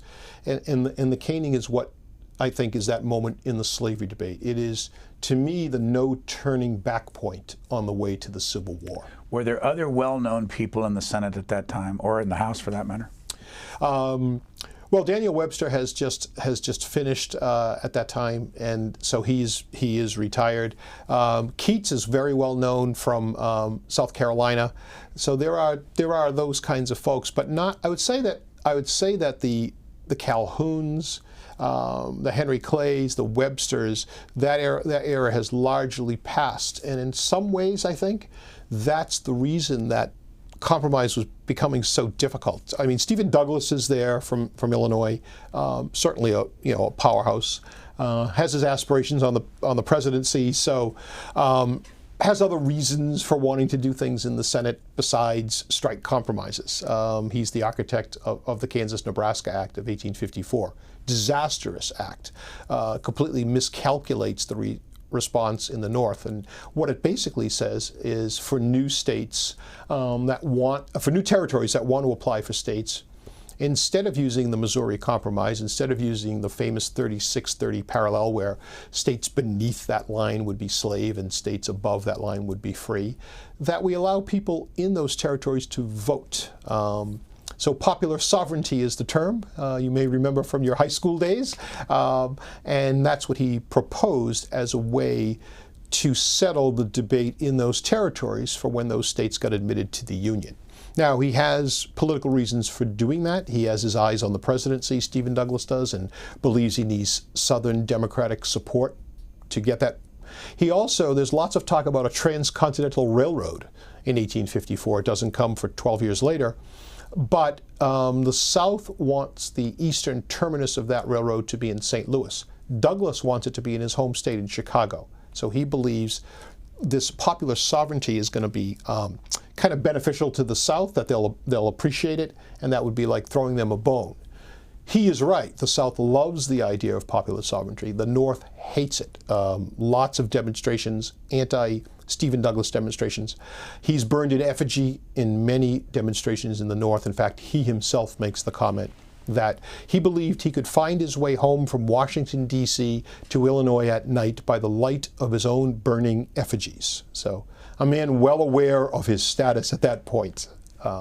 In 1860, when Abraham Lincoln became president, what was Charles Sumner's relationship with him? Yeah, Sumner at first does not believe Lincoln is anti-slavery enough. Believes he's a good man, kind of comes around as the campaign goes on and it becomes clear that Lincoln is the favorite.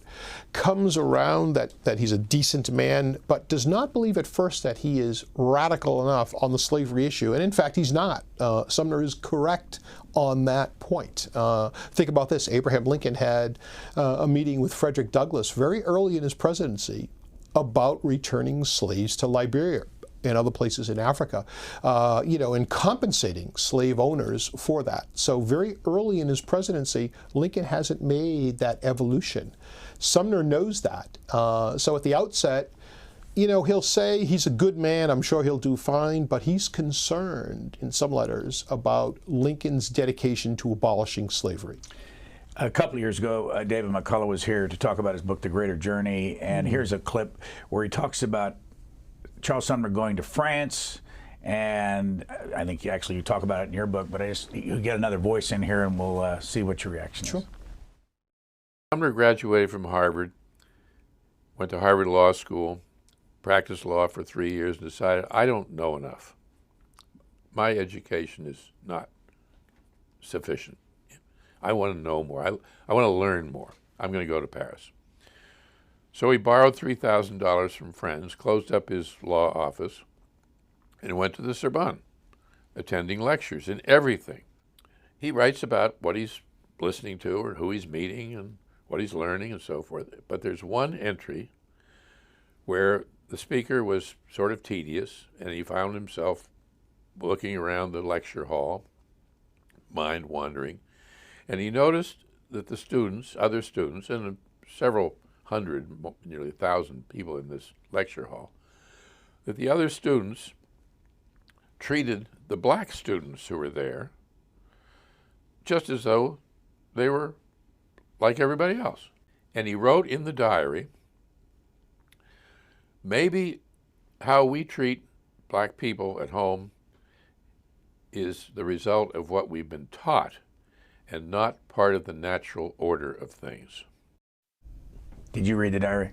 I did read the diary. It's a great quote. And not only does Sumner run into that in France, he runs into it in Italy as well when he visits Italy. So there are black people that are part of kind of the academic community there and learning some of the same thing that McCullough talks about, that Sumner's learning. So yes. But weren't there free blacks in the North that Sumner would have met? Sure, yes, there are free blacks in the North, but the other issue he faces when he goes to Europe is this real strong condemnation of slavery. He runs into it in England, he runs into it in France, he runs into it in Italy. He begins to sort of understand that in Europe there's more enlightenment on the issue of slavery. Now, what the Europeans don't say to him is that only 40 years earlier or 50 years earlier, they had slaves too, and just as many, and slavery was just a vibrant part of their economy as well. But they do abolish slavery earlier than we do in the South. So he took a great deal of criticism in Europe about the fact that America still had slavery. How much of what Charles Sumner did was to his own political interests? Instead of being, I mean, you say he was an arrogant man, narcissistic, the words that I see are deep insecurity, inflexibility, alienation from family and all that. He seemed to not be interested in people. Yeah, so it's interesting. I think that's true. I don't think he develops alliances with people, good friendships with people. I think those are issues. But I do think his political opposition to slavery is genuine, as opposed to self-serving. That's why I say he's such a complex guy. I think if you look at his writing through the years, and I mean many years, he's very, very consistent in his opposition to slavery. So I think he's genuine for that. I don't see him as somebody seeking the presidency even, or seeking higher office, or that kind of a claim. I think he believes, what he says. But in the case of Preston Brooks, how much of it is just money? It's 85 slaves he has that were worth a lot of money to him. Yeah, and I think that's true of Brooks, and I think it's true of the South. I mean, one of the big issues, one of the big reasons the Southerners detest abolitionists is because abolitionists wanted uncompensated freedom for slaves. And the South is aghast at this. I mean, Brooks had close to $50,000 worth of slaves at the time. The notion of uncompensated abolition was just an anathema to these folks. They couldn't believe it. And so the abolitionist point of view in the South, it's as though you would have dropped down from Mars at the time and made these claims. Totally unheard of in the South. As you know, a lot of people in this country think this is the worst it's ever been in history in this country politically. No compromise and all that. Yeah. How does this compare with what we're seeing today? Yeah, and I run into that a lot, and about, is this the most polarized we've ever been? Is this the most inflexible? And not even close. So there's no question that the 1850s is the most polarized decade in American history. I don't think it's even an issue or a debate. And when you think about the issue they were discussing compared to the issues we discuss today, and I don't mean to suggest the issues we discuss today are not important, but we talk about issues like who should pay taxes and how much should they pay? What do we do about illegal immigration? How do we fund health care? Those are the debates we have today. And again, they're important. But then the debates on the floor of the House and on the floor of the Senate were questions like, should one man be able to own another? Should one man be able to sell a husband to one buyer, a wife to another buyer, and their children to a third buyer? Are blacks people or property? Those are the debates that are being held, as though they're just normal debates. Hard for us to believe today.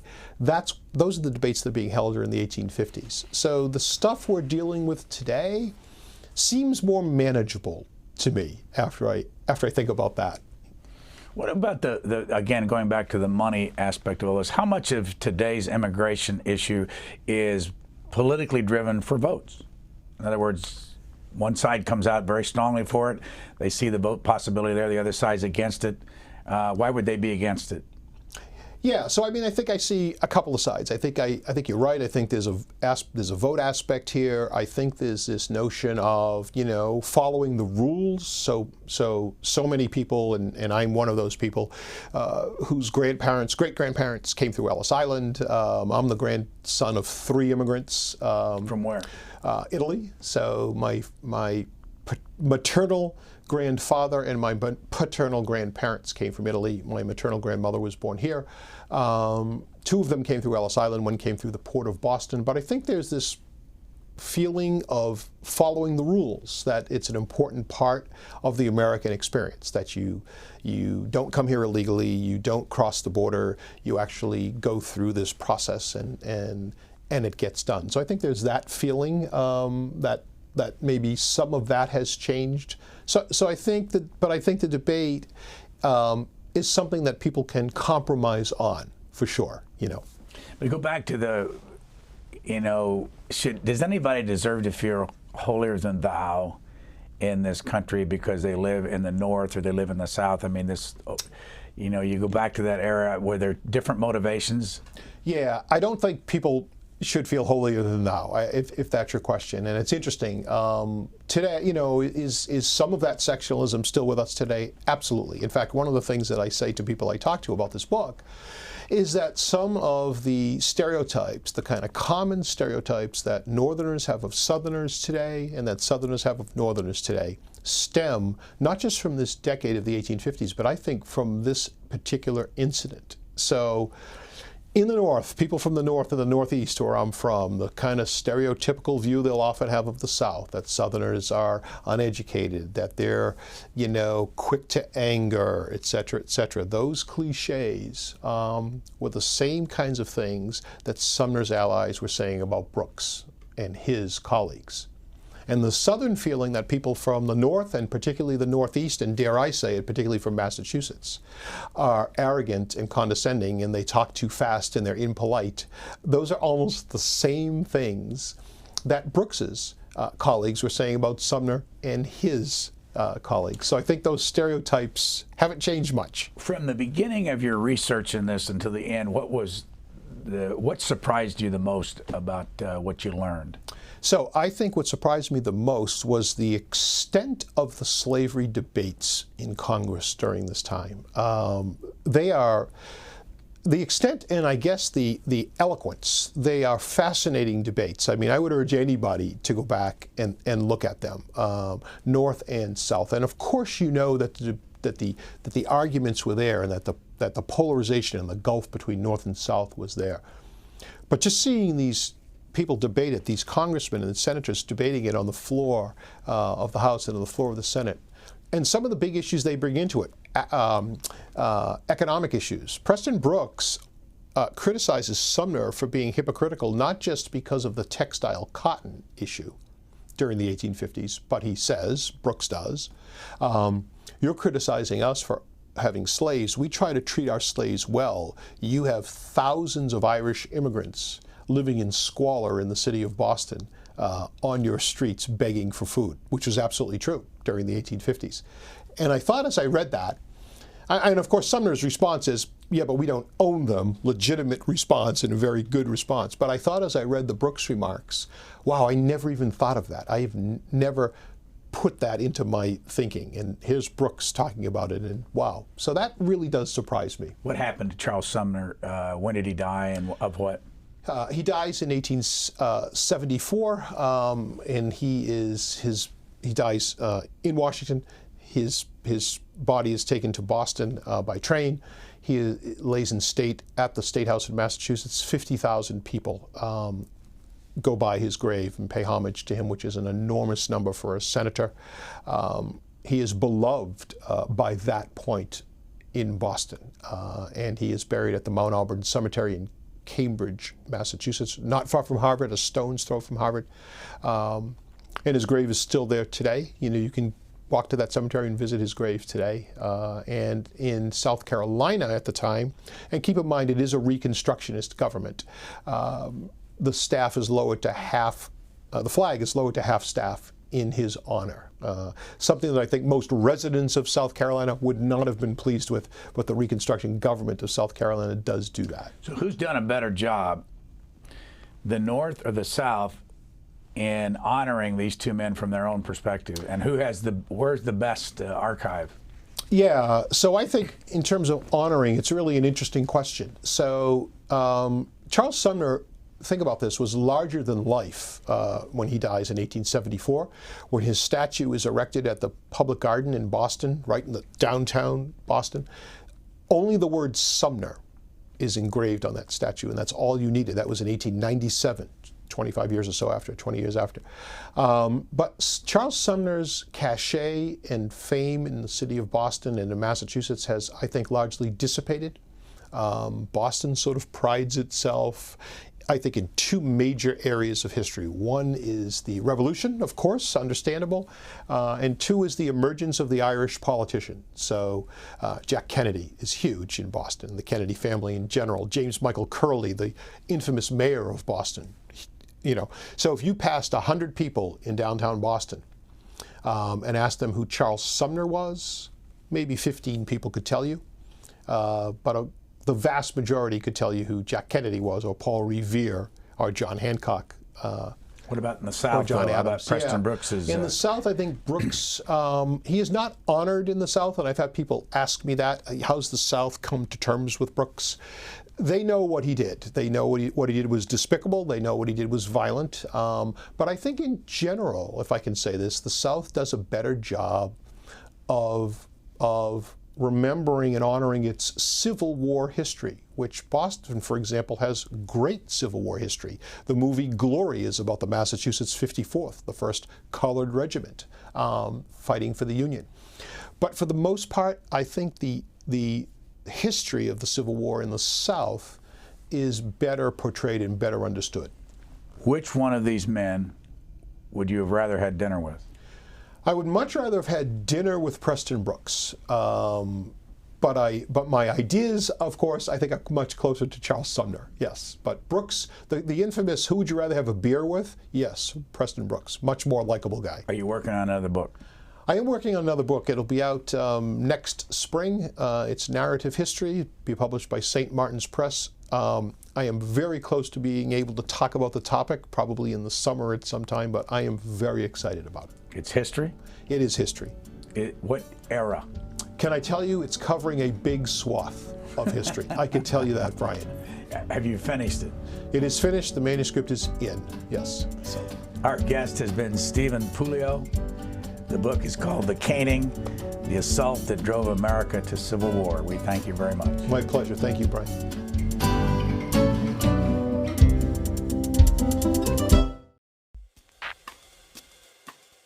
Thanks for listening to the Booknotes Plus podcast. Please rate and review Booknotes Plus, and don't forget to follow so you never miss an episode. Questions or comments, we would love to hear from you. You can email us at podcasts@c-span.org.